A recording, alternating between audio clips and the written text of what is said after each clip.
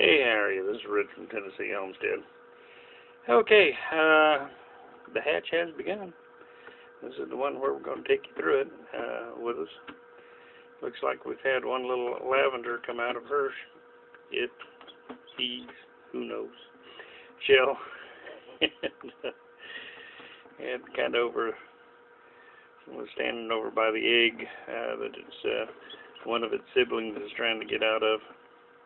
So, yeah, it's begun. That is something I found with this particular incubator, is that they want you to run it at 100 degrees, and it seems like that usually causes these eggs to hatch, 12 to 24 hours early. But the chicks come out happy and healthy, and can't beat that. Anyway, looks like the first one is hatched, and I'm going to try to hang around here long enough for the second one to kind of do its thing. And then I'm going to set the improvised chick brooder, because we don't know how many we're going to have, and the little tote we usually use for the small hatchings, we're using a little bigger box for them this time, give them a little bit more room. So anyway, that's where this is all at. I don't see any more underway. Of course, I haven't really examined them too much. But yeah, the first one looks to be a little lavender.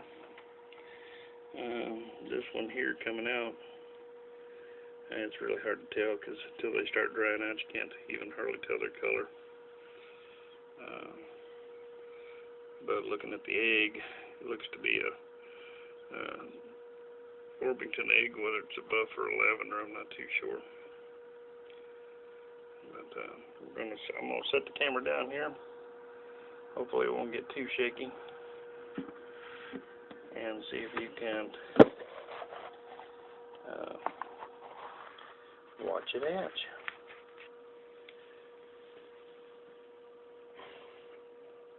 Yeah, looks like this one's just about to get it whooped, which will be a good thing. I was going to edit all this together into one video, but I have the funny feeling I'll probably just run them up as a 1, 2, 3 kind of thing, and put them in a playlist kind of thing, so that somebody that's really interested in how to incubate and hatch chicks can get over there and see it. Yeah, when they're this stage, they're just cute as little buttons to start with. One inside the shell is like, well, somebody roll this egg out of my way so I can have some more room here.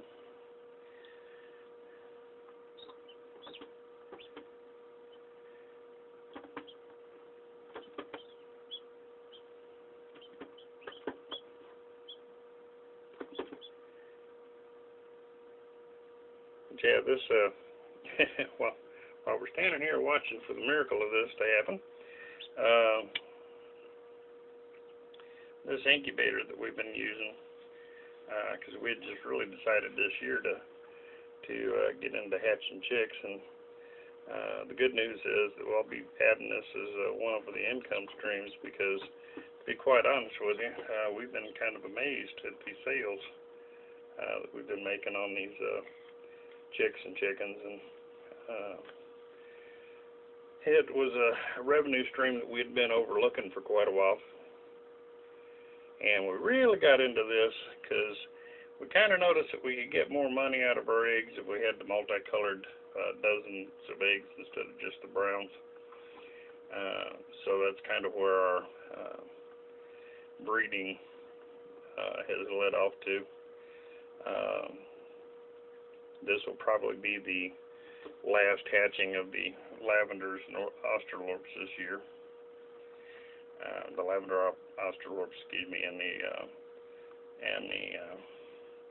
the lavender orpingtons and the australorp. Gee, you can tell this is live. Rich can't get his tongue untied from his teeth here. But anyway, yeah. The next group of eggs that'll be going in here, we have to drive way down to Mississippi because we finally found some folks that had a very good line of black copper Morans. And so we're going down there to pick up a couple dozen eggs to get a hatching underway as soon as this one's completed. Because that's about the only bird that we have a black copper Moran rooster and 2 females, but looking at their egg color, it's like a grade 4. Got the funny feeling they may be mixed a little bit. And we had bought them from a different farm, so we don't know the genetics behind it. Yeah, this one's about to get it here, I think.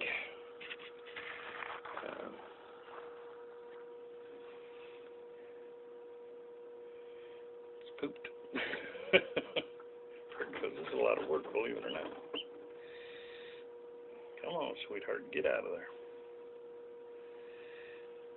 But anyway, so that'll be the last hatching we're going to do this year, and that's to run us up some good quality, and these are the French feather-legged copper Morans, black copper Morans. So we're really looking forward to getting those hatched out and get them started. And that way, by next spring, we'll have a pretty good variety of birds to be selling. We're going to have buff Orpingtons, purebred buff Orpingtons, purebred lavender Orpingtons, purebred australorps. Why, there it is. And yeah, it's got kind of, yeah, got the markings and stuff. It's probably a buff mix. We don't have a buff rooster. It got killed. And so our buff girls have been breeding with either Captain Jack or Henry, who's a lavender Orpington. But so we've been, but they're, boy, I'll tell you what, the ones that we've got that are feathered out, 2 of them we've already decided to keep. We wouldn't sell them.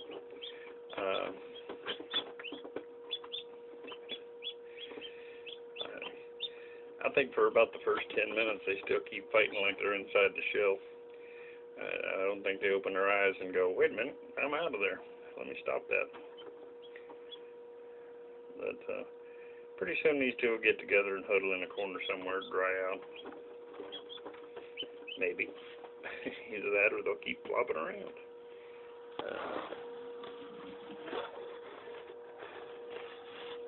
Let's see if we can keep her in camera shot here. Anyway, yeah, they're just starting their hatch. I always watch them on that wire and think to myself, you know, if y'all would quit just flopping around, they'd probably not end up hurting yourself that way. Okay, yeah, that's good. So the hatch has officially begun. So I won't bore you with a bunch of another egg hatching kind of video, but what I will do then is as these birds dry out, we'll move them in there, and then the last of the videos will be any explanations that we need to make for, you know, this is why how we set up the incubator initially. Which this one, as most of you that subscribe know, has an automatic egg turner that we don't totally fill up. We leave the center hole empty. It makes it a lot easier to keep water in the thing without flooding the eggs. So, and this, of course, is an old incubator from Co-op, an older model. You know, it was very expensive. It cost me 2 cheap goat feeders. And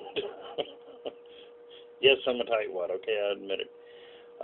But you know, it was our experiment. Now we will, if this demand keeps up on these chickens and so forth, then probably by next spring, by February, we're going to have to expand out our hatching capabilities and so forth. So, and that'd be a good thing.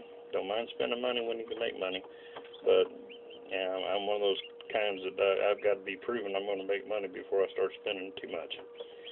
So, anyway, that looks like it. The kids have ran away from us, a little camera shy, I guess. But that's the first 2 chicks of the hatching. Probably here in tomorrow morning, maybe sooner, depending on how they dry out. We'll probably show you the brooder setup. One of the things, wait, take this light away. Yeah, it gets dark in there, doesn't it? One of the things, if you're new to incubating eggs, most all these incubators have a way to open them up to set your fresh air supply, where it lets more air in. Helps dry the chicks out a little faster. I always, if it's just 1 or 2 chicks, I'll just take one plug out. When the hatch really gets going, and I've got a bunch of wet chicks in there, I'll go ahead and take the other one out. I'll tell you folks, one of the things that we've found when we talk with folks where they have a lot of issues, like these eggs here were candled at day 14. And there was 2 eggs that were just flat bad, and 2 that were borderline, and then the rest of them, you know, appeared to have chicks formed in them. So, now, could we keep candling and all that? Yeah, we could. But I have found that if you just leave the incubator alone, leave the lid on it, let it maintain its temperatures, usually you have a pretty good hatch rate. And you don't risk losing chicks that you don't have to. So, anyway, once they start hatching, you want to circulate a little more air so they get dried out. And this little guy's, he's girl, whatever. She's all over the place. Anyway, that'll be it for right now. That's pretty much the beginning of the hatch. And hopefully we have a good hatch and a brooder full of chickens here come tomorrow. Anyway, this is Rich from Tennessee Homestead. I hope this finds you having a great day, and we'll talk to you later.